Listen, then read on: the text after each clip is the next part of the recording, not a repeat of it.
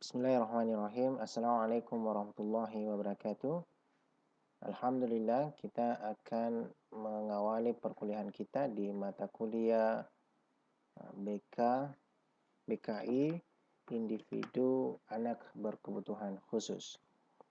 Pada materi pertama ini kita akan mempelajari konsep bimbingan kanseling pada anak berkebutuhan khusus. Anak berkebutuhan khusus biasanya disingkat dengan ABK atau dalam mata kuliah kita ini disebut individu berkebutuhan khusus.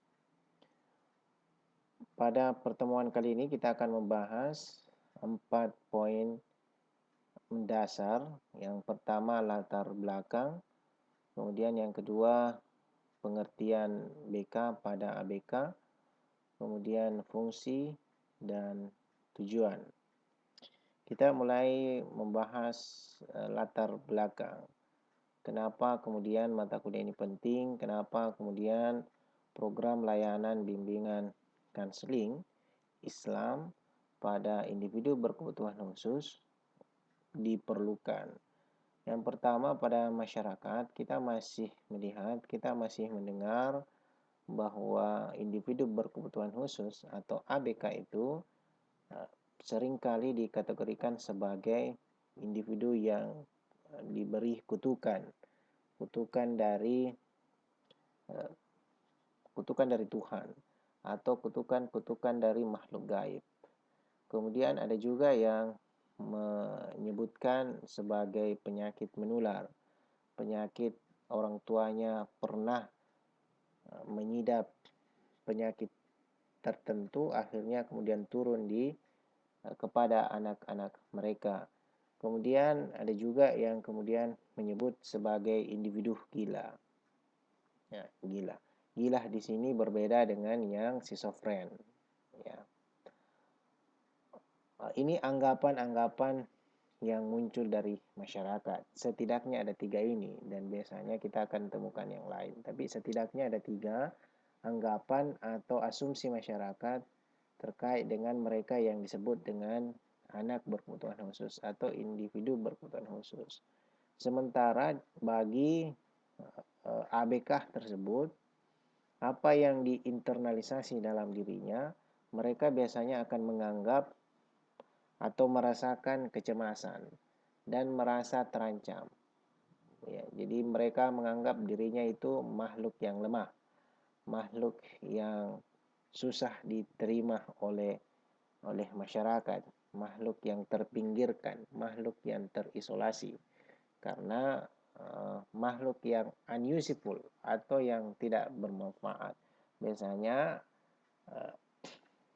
inilah proses internalisasi yang dialami oleh para saudara-saudara kita yang mengalami gangguan, ya, yang berkebutuhan khusus ini. Maka dibutuhkan sebenarnya proses pendidikan formal. Inilah kemudian kenapa penting pembelajaran ini, teman-teman, sebagai pendakwah di bidang bimbingan kanseling Islam bisa menjadi bagian daripada menyelesaikan sekelumit permasalahan dari ABK ini. Yang di tataran lebih besar itu di pendidikan formal. Jadi ABK itu didorong untuk masuk sekolah, ya. Ada namanya sekolah luar biasa di Parepare, ada di dekat di kampus kita itu ada sekolah luar biasa. Bahkan ada beberapa teman kita yang sudah mengangkat permasalahan ABK di dalam penelitian mereka. Itu pendidikan formal. Kemudian selain SLB itu khusus menampung yang ABK. Sementara ada juga sekolah yang disebut sekolah inklusi. Sekolah inklusi itu sekolah yang tidak khusus, ya, tidak khusus menampung ABK, tetapi juga menerima. Jadi sekolah ini adalah sekolah campur, ya, disebut sekolah inklusi. Kemudian non formal itu komunitas sosialnya, masyarakat, lingkungan ABK tinggal. Itu butuh dikuatkan agar bisa menerima ABK ini. Kemudian informal. Informal itu, pendidikan informal itu adalah pendidikan di lingkungan keluarga. Nah, penting sekali teman-teman hadir untuk mengambil peran dakwah di sini, terutama di bidang non formal dan informal, ya. Ya, besok hari teman-teman juga masuk di pendidikan formal, di bagian menjadi bagian daripada guru bimbingan kanseling di sana. Ambillah peran untuk bisa memperkuat internalisasi tadi, ya, internalisasi ini. Setelah itu, pembahasan berikutnya kita akan membahas pengertian bimbingan kanseling pada anak berkebutuhan khusus. Pada prinsipnya sama saja dengan proses yang bukan ABK, ya kan. Kita bisa melihat satu itu assessment. Ya, ini harus di luar kepala teman-teman. Assessment itu adalah mencari informasi, menggali informasi, termasuk membangun hubungan yang baik, ya, rapport dengan klien, dengan ABK di sini. Membangun hubungan yang positif, yang baik supaya bisa diterima. Kemudian apalagi tadi ya, menggali informasi, menggali permasalahan yang ada atau menggali potensi yang ada. Kemudian barulah melakukan intervensi. Intervensi itu merencanakan program, ya, layanan program bimbingan kanseling Islam kepada mereka.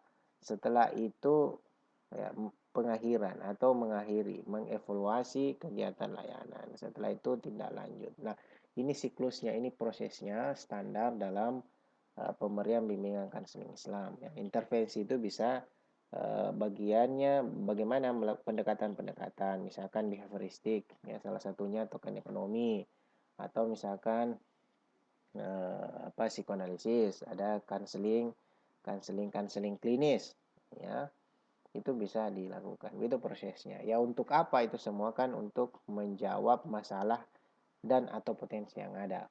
Masalah itu berarti harus diselesaikan, harus dihilangkan. Sementara potensi itu berarti harus ditingkatkan, harus dikembangkan. Ada bakat, ada minat yang kita bisa gali di sana. Nah, itu yang dikembangkan. Kita dorong agar mereka bisa berkarya di sana. Nah, setelah itu di tujuan, pembahasan berikutnya, pembahasan ketiga itu tujuan. Nah, tujuan ini minimal secara teoritis ya tentu banyak, saya hanya mengambil beberapa. Yang pertama itu aktualisasi diri, kemampuan mereka untuk berkarya atau fully functioning, ya, apa yang mereka miliki itu mereka bisa manfaatkan. Kemudian yang kedua, self relation, ya, realization atau self acceptance, itu menerima diri. Mereka bisa, ya, indikatornya mereka bisa menikmati dirinya, ya, mereka puas akan dirinya.